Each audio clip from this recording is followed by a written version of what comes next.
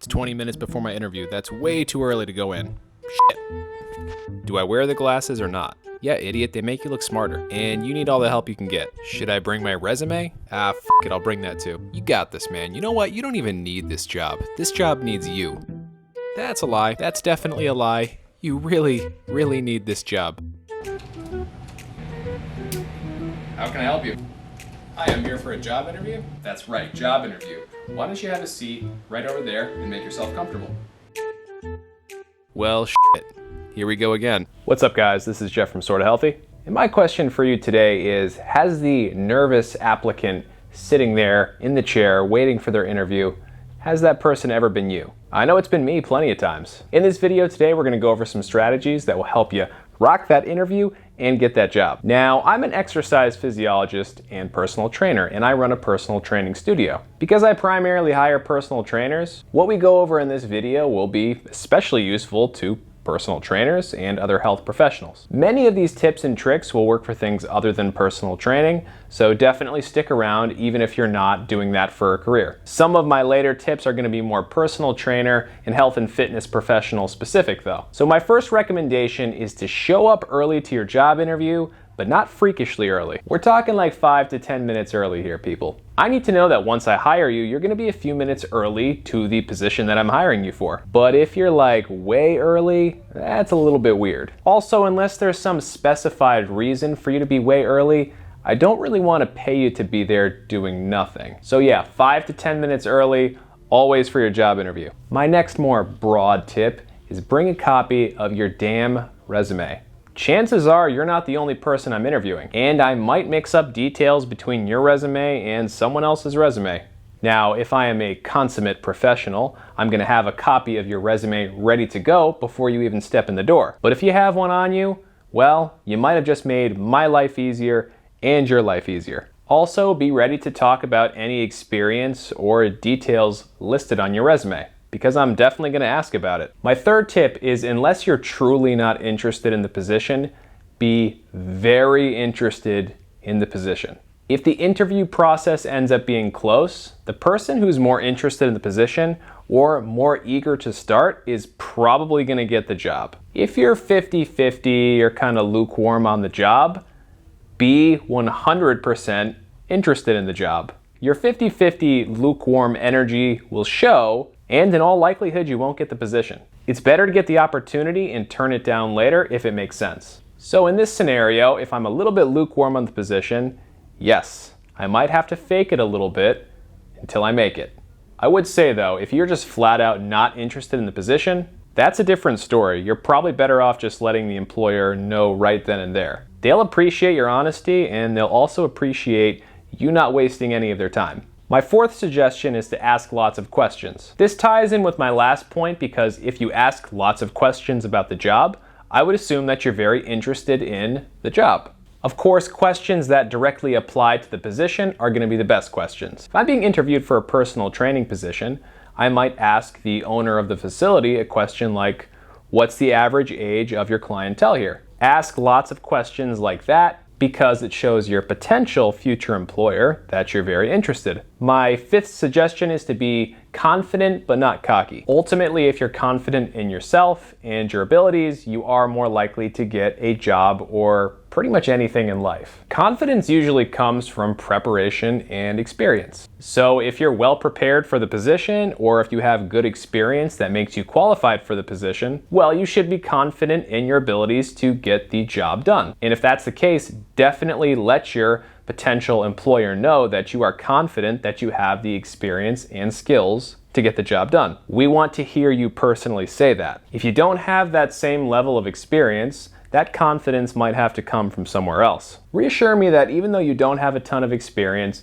doing the job that I'm potentially hiring you for, that it's something you're very interested in working on, and with a little bit of training, that you feel that you'd be very capable to handle the position. Again, even if you don't have that much experience, reassure me that you're going to be able to get the job done with a little bit of training and help. Don't lie, but if you do have to fake it a little bit to make it here, do it. Honestly, be as fake confident as you can be without being dishonest. Also, if you're a little bit nervous in your job interview, don't worry. Most people get nervous for job interviews. To me, it potentially indicates that you're interested in the position. So yeah, don't think being a little nervous is going to hurt your chances. So now we're going to go over some questions and scenarios that are likely to come up in a personal trainer or health professional interview. One scenario I will propose to a prospective trainer will be, name a situation in which you helped a client overcome some barriers to achieve a goal. The reason I ask this question is because I want to see how that trainer goes about their business. I want to make sure their fundamentals are solid. I want to make sure they're not bringing any wacky ideals to the table. So if you are a new personal trainer who is applying to positions, be ready to answer a question like that one, because something similar is bound to come up. My next question is, what populations or groups of people are you interested in working with? Now, in personal training, this can mean a few different things. Maybe you want to work with athletes. Maybe you want to work with weight loss clients. Maybe you want to work with 20-somethings. Maybe you want to work with the elderly. At the end of the day, if I'm interviewing you for a position in my studio, I would hope that you have an interest in working with my clientele. So if my studio is filled with clients who are all at least 50 years old, you'd be pretty silly to tell me that you're not interested in working with some older clients. Again, I'm not recommending that you lie in any situation here, but a huge part of a job interview is just you reassuring me that you can get the job done. So to some extent, you are going to have to tell me what I want to hear.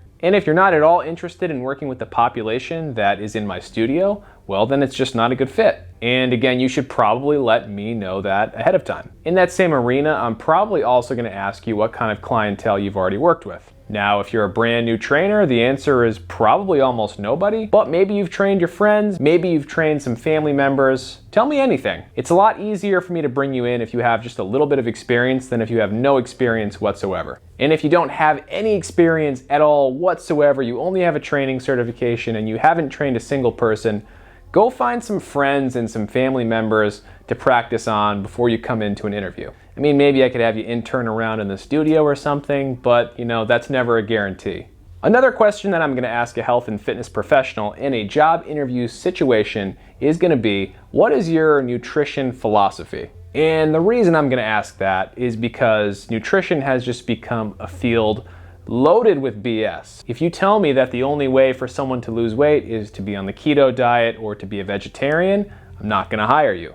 Again, stick to the fundamentals. The fundamentals and the basics work, so stick to those. If you're a trainer watching this video, I'm assuming that you're already certified through an agency such as NASM or ACE. Use their recommendations for nutrition. Similar to that, I'm going to ask you, how comfortable are you giving nutritional counseling or coaching? If you're a personal trainer, this is a huge part of the job. Most people sign on for personal training because they want to lose weight. You can lift dumbbells and barbells all day long, but unless you're in a caloric deficit, you're not going to lose weight. So yeah, be prepared to kind of talk a little bit about your nutrition knowledge and be prepared to talk about how you'll help clients with nutrition. And these last two questions are really important ones, and you wouldn't see these questions only in personal training interviews or health professional interviews. You pretty much see these in any type of job interview, but a lot of potential employees screw this one up and it costs them the job. My first question is, where do you see yourself in 1 year? If you tell me you see yourself doing something different than what I'm hiring you for in 1 year, then I'm not going to hire you. It pretty much just tells me right off the bat that you're not that interested in the position. And one of the main problems with hiring personal trainers is they tend to be very flaky. The amount of personal trainers that quit jobs within a year or less is incredibly high. And this is likely because most trainers have no idea what the job entails before getting into it. But either way, if you're wishy-washy at all on what you're going to be doing in the next year, I'm probably not going to hire you. So because of that, if you are currently interviewing for a personal training position, tell me that within a year, you want to be doing full-time personal training, or at least something related to personal training. I know it seems like common sense, but you'd be amazed how many trainers screw that up and then they don't get hired. Or some, cheap commercial gym hires them and they quit there within a few months. My next question is, where do you see yourself in 5 years? So what I'm getting at there is, what are your long-term goals? What's your end game? What are you trying to accomplish? Ultimately, I'm looking for people that are going to help me achieve what I'm trying to achieve. And that's building my business and just improving the health and fitness industry. If your goals don't align with that at all, well, that's not necessarily good. Though I wouldn't say your 5-year goals necessarily have to align with mine entirely. If you tell me that you just want to work really hard as a personal trainer for a few years, build up a good clientele and then kind of figure things out from there, I can work with that. But I think in this instance, it's better to sound a little bit too ambitious rather than not ambitious enough. Whew. And that's all I got for today, guys. Make sure you look that whole thing over if you have a job interview coming up, especially if it's a health professional or personal training job interview, because you're going to see a lot of that on there. And I wish you luck in your job interview. If you enjoyed the video or found it helpful, please don't forget to like and subscribe because it does help the channel to grow. Thank you very much for watching, and we will be back very soon with more useful content.